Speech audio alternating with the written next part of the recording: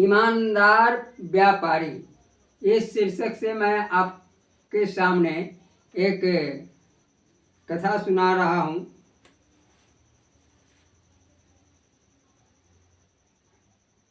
महातपस्वी ब्राह्मण जाजली ने दीर्घ काल तक श्रद्धा एवं नियम पूर्वक वानप्रस्थाश्रम का पालन किया था।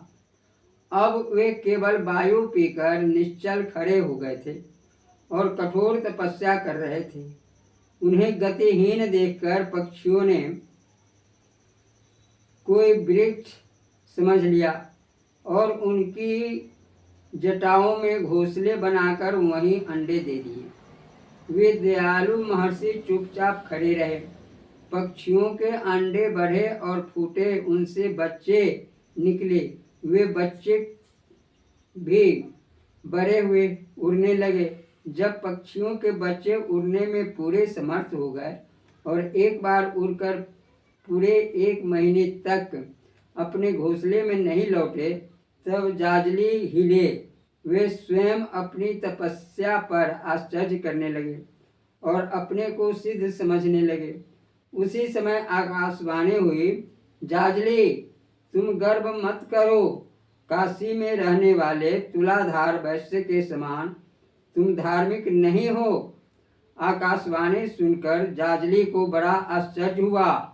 वे उसी समय चल पड़े। काशी पहुंचकर उन्होंने देखा कि तुलाधार एक साधारण दुकानदार है और अपनी दुकान पर बैठकर ग्राहकों को तौल तौल कर सौदा दे रहे हैं। परंतु जाजली को उस समय और भी आश्चर्य हुआ जब तुलाधार ने बिना कुछ पूछे उन्हें उठकर प्रणाम किया। उनकी तपस्या का वर्णन करके उनके गर्व तथा आकाशवाणी की बात भी सुना दी। जाजली ने पूछा, तुम तो एक सामान्य बनिए हो, तुम्हें इस प्रकार का ज्ञान कैसे प्राप्त हुआ?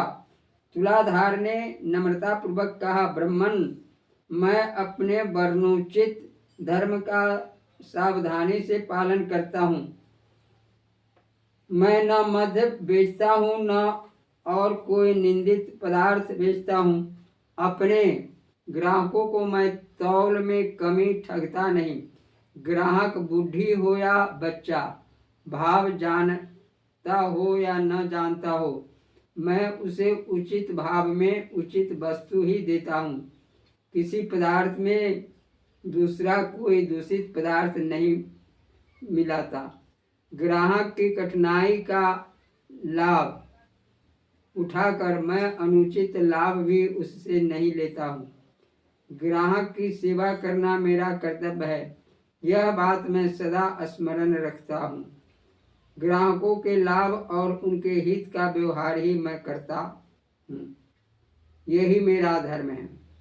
तुलाधार ने आगे बताया, मैं राग द्वेष और लोभ से दूर रहता हूँ, यथाशक्ति दान करता हूँ और अतिथियों की सेवा करता हूँ। हिंसा रहित कर्म ही मुझे प्रिय है। कामना का त्याग करके सब प्राणियों को समान दृष्टि से देखता हूँ और सबके हित की चेष्टा करता हूँ। जाजली के पूछने पर महात्मा तुलाधार ने उनको विस्तार से धर्म का उपदेश किया। उन्हें समझाया कि हिंसा युक्त यज्ञ परिणाम में अनर्थकारी ही है। वैसे भी ऐसे यज्ञों में बहुत से अधिक भूलों होने